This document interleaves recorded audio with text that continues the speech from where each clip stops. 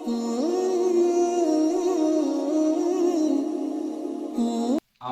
بالله من الشيطان الرجيم بسم الله الرحمن الرحيم فإذا نفخ في الصور فلا أنساب بينهم يومئذ ولا يتساءلون۔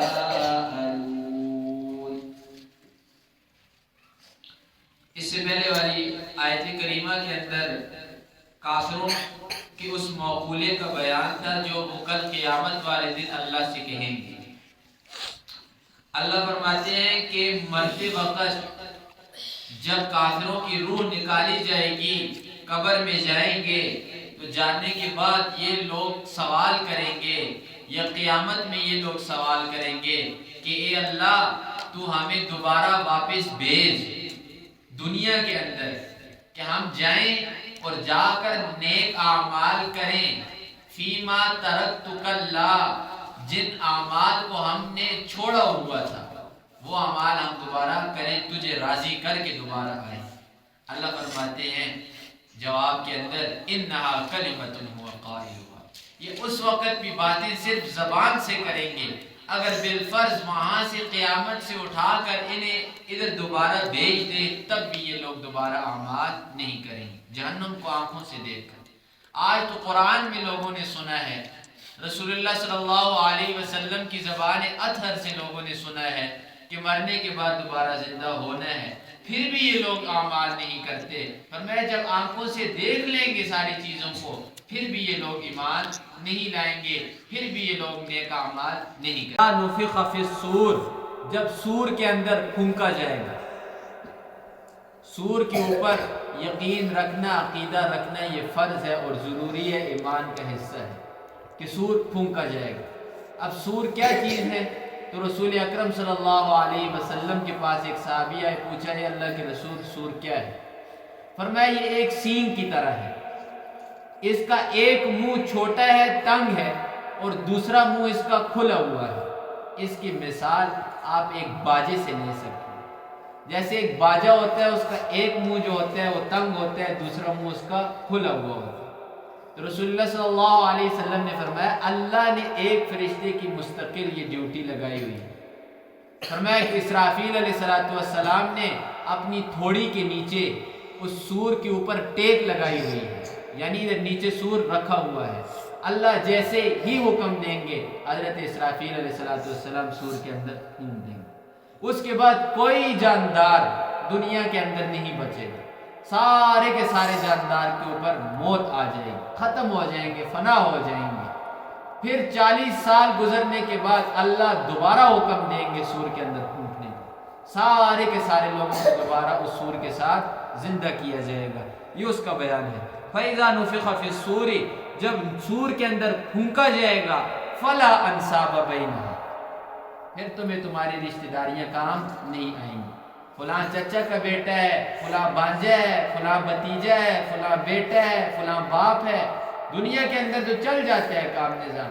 فرمایا اس دن کوئی رشتہ داری آپ کو کسی کام نہیں آئے گی کہ آپ کو بچا لے اللہ کے عذاب سے۔ فرمایا نہیں، یوم یفر المرء من ابیہ وامہ وابیہ وصاحبتہ وبنیہ، فرمایا اس دن باپ، بیٹا، ماں، بیوی سارے کے سارے کیا ہو جائیں گے؟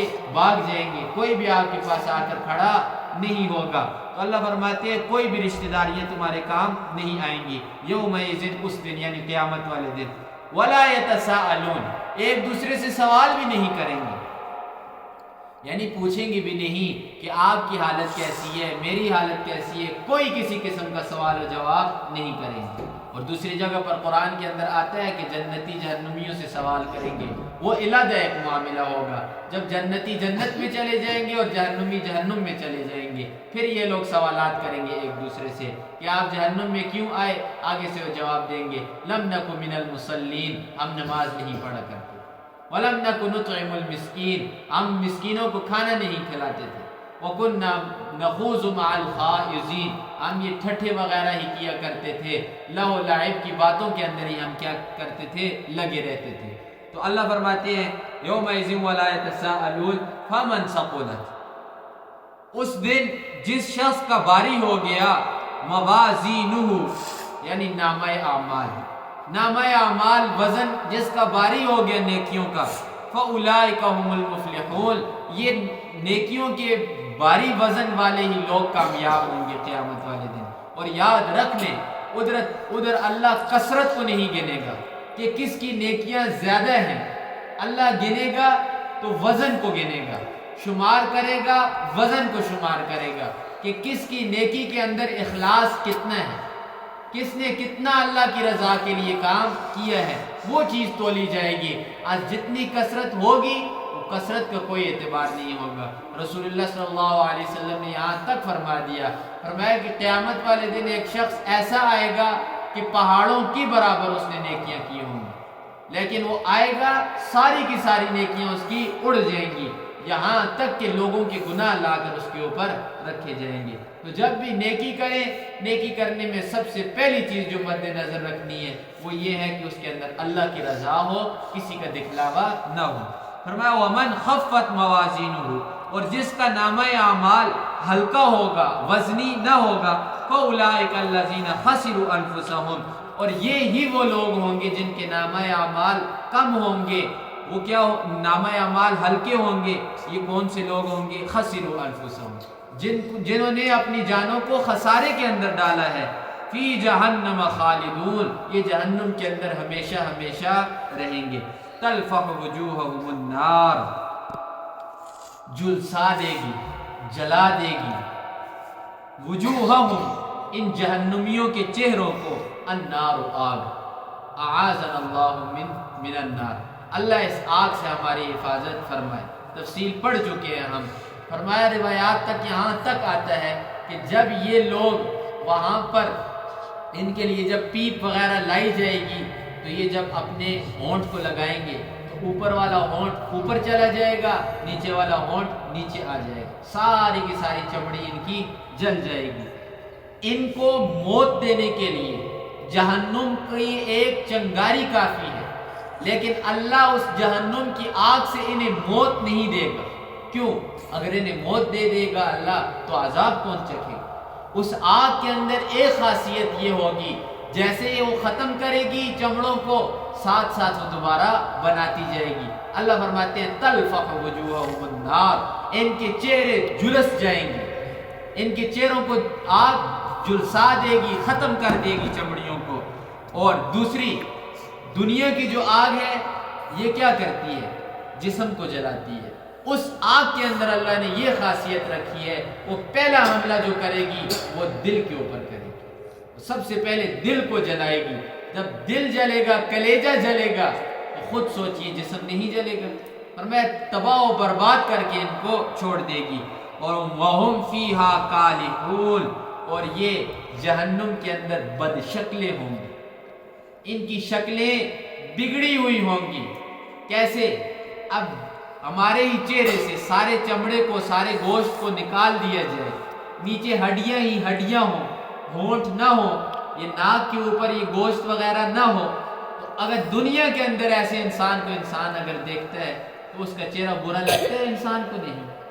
اگر معمولی سے کسی شخص کے دانت کی باہر نظر آ رہے ہوں تو انسان کو اس سے بھی کیا ہوتا ہے؟ خوف آتا ہے۔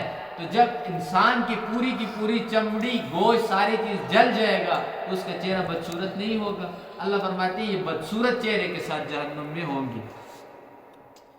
یہ کیوں ہوگا؟ اللہ وہاں پر سوال کریں گے ان سے، الم تکن آیاتی تتلا علیکم، اے لوگو کیا تمہارے اوپر میرے قرآن کی آیتیں تلاوت نہیں کی جاتی تھی؟ فکنتم بہا تکذبون، تم میری آیتوں کو جھٹلاتے تھے۔ میرا پیغمبر رات دن تمہارے سامنے قرآن پڑھتا تھا اور تم قرآن کو سمجھتے تھے، قرآن کو دیکھتے تھے، لیکن قرآن پر عمل نہیں کرتے تھے، قرآن کو جھٹلاتے تھے۔ آج تمہارے ساتھ یہی والا معاملہ ہونے والا ہے۔ قالو، وہ جواب کے اندر کہیں گے، ربنا، اے ہمارے پروردگار، غلبت علینا شقوتنا، ہمارے اوپر غالب آ گئی تھی ہماری بدبختی، ہم بدبخت تھے کہ ہم دنیا کے اندر تیرے قرآن سے منہ کو موڑتے تھے۔ سب سے بڑا بدبخت انسان وہ ہے جو قرآن سے منہ موڑتا ہے، اس سے بڑھ کر بدبختی کوئی بھی نہیں۔ اور سب سے بڑا نیک بخت اور خوش قسمت انسان وہ ہے کہ جس سے اللہ دنیا کے اندر اپنے کلام مجید کی خدمت لے لے، چاہے وہ پڑھنے میں ہو، پڑھانے میں ہو، سکھانے میں ہو، کسی چیز میں ہو، یہ انسان دنیا کے اندر سب سے زیادہ نیک بخت انسان ہے۔ وَقُلْنَا قَوْمًا ظَالِمِينَ، اور یہ کافر کہیں گے کہ اللہ ہم تھے دنیا کے اندر گمراہ، ہم گمراہ قوم تھے، اب کیا ہو؟ تو یہ لوگ سارے جمع ہو کر مالک سے کہیں گے، جو داروغہ جہنم ہے، فرشتے ہے جو، ربنا اخرجنا منہا، اے مالک جا نہ جا کر رب سے فریاد کرنا کہ ہمارے پروردگار اخرجنا منہا، تو ہمیں نکال اس جہنم سے، فَإِنْ عُدْنَا، اگر ہم دوبارہ لوٹے، ہمیں تو جہنم سے نکال، دنیا کے اندر بھیج دے، فَإِنْ عُدْنَا، اگر دوبارہ ہم گناہوں کی طرف لوٹے تو ظالمون، ہم ظالم ہوں۔ علمی فیصلہ تو دنیا میں کر دیا تھا، سنتے مانتے تو ہو جاتا، لیکن ادھر اللہ ان کی بات کو نہیں مانے گا۔ قال اخسؤوا، اللہ فرمائیں گے اخسؤوا، ذلیل ہو جاؤ، فیہا، اس جہنم کے اندر، ولا تکلمونی، اور میرے ساتھ بات مت کرو۔ ادھر 30ویں سپارے کے اندر سورہ نبا کے اندر اللہ فرماتے ہیں کہ اللہ کے سامنے کوئی بات نہیں کر سکے گا بغیر اس کی اجازت، اور تیسرے سپارے میں اللہ فرماتے ہیں کہ کافروں کے ساتھ اللہ بات نہیں کرے، ولا یکلمہم اللہ ولا ینظر الیہم یوم القیامہ، اللہ بات بھی نہیں کرے گا، اللہ دیکھے گا بھی نہیں ان کی طرف قیامت والے دن، یعنی کافروں کو۔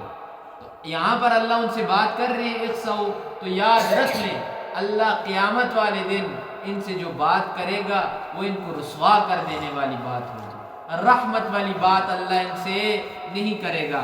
یہاں پر فرمایا اخسؤ فیہا، خسات القلب، یعنی کتے کو جب انسان بگاتا ہے تو ہر زبان والے اپنے طریقے سے بگاتے ہیں، تو عربی کے اندر جب کتے کو بگایا جاتا ہے تو اخسا کا لفظ استعمال کیا جاتا ہے کہ در یا کرے، کوئی کسی قسم کا الفاظ آپ لے لیں، تو یہاں پر اللہ بھی ان کو ایسی ہی طرح بلائے گا کہ جاؤ ذلیل ہو جاؤ، فیہا، اسی جہنم کے اندر، ولا تکلمونی، میرے ساتھ بات مت کرو۔ رکھے روایات کے اندر آتا ہے جب یہ لوگ دعا کریں گے، مالک سے سفارش کروائیں گے، تو یہ جواب جو اللہ کی طرف سے ان کو آئے گا یہ 40 سال بعد آئے گا۔